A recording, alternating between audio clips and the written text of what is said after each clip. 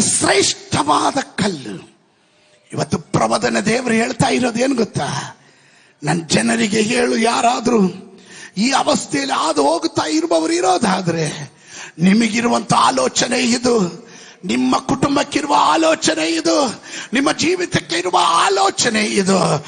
ನೀವು ನಿಂದಿಸಲ್ಪಟ್ಟಿರಬಹುದು, ಕೈ ಬಿಡಲ್ಪಟ್ಟವರಾಗಿರಬಹುದು, ಯಾರು ನಿಮ್ಮನ್ನು ಸಂತೈಸುವವರು ಇಲ್ಲದೆ ಇರುವ ಪರಿಸ್ಥಿತಿ ಆಗಿರಬಹುದು. ಅಲ್ಲೆಲ್ಲಿಯ ಕುಗ್ಗಿದವಳೇ, ಗಾಳಿ ಬಡಿತಕ್ಕೆ ಗುರಿಯಾದವಳೇ, ಯಾರು ಸಂತೈಸದವಳೇ, ಇಂಥ ಕಲ್ಲುಗಳಿಂದ ದೇವರು ನಿಮ್ಮ ಜೀವಿತಕ್ಕೆ ಬೇಕಾದ ಅಸ್ಥಿವಾರವನ್ನು ಹಾಕ್ತಾನೆ.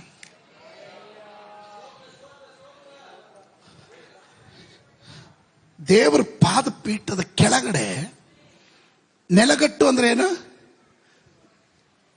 ತಳಭಾಗ. ದೇವರ ಪಾದದ ಕೆಳಗಡೆ ಇರೋದು ಬೇಸ್ ಏನು ಗೊತ್ತಾ?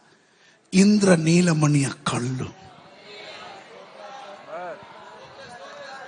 ಅದರಲ್ಲಿ ದೇವರು ಕೆಲವರಿಗೆ ಅಸ್ಥಿವಾರ ಹಾಕಕ್ಕೆ ಹೋಗ್ತಾ ಇದ್ದಾನೆ.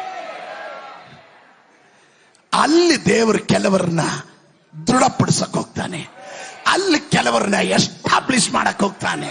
ಅಲ್ಲಿ ಕೆಲವರನ್ನ ದೇವರು ಸ್ಥಾಪನೆ ಮಾಡಕ್ ಹೋಗ್ತಾನೆ. ಕಮಾನ್ ಸಾಂಬಾಡಿ, ಅರ್ಥ ಆದವರು ಯಾರಾದ್ರೂ ಇದ್ದೀರಾ? ನಾನು ಅಲ್ಲಿದ್ದು ನೀವು ಇಲ್ಲಿಂದ ಇದು ಹೇಳಿದ್ರೆ ಜಿಗಿದು ಒಂದು ಸ್ತೋತ್ರ ಹೇಳ್ತಾ ಇದೆ. ಕಾರಣ ನನ್ನ ದೇವರು ನನ್ನನ್ನು ಕೈ ಬಿಡಾದೆ ಅವರಲ್ಲ.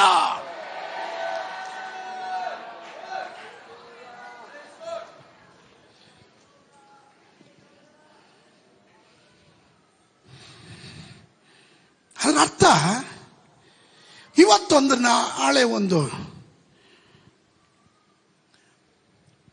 ದೇವರು ಏನಾದರೂ ಮಾಡೋ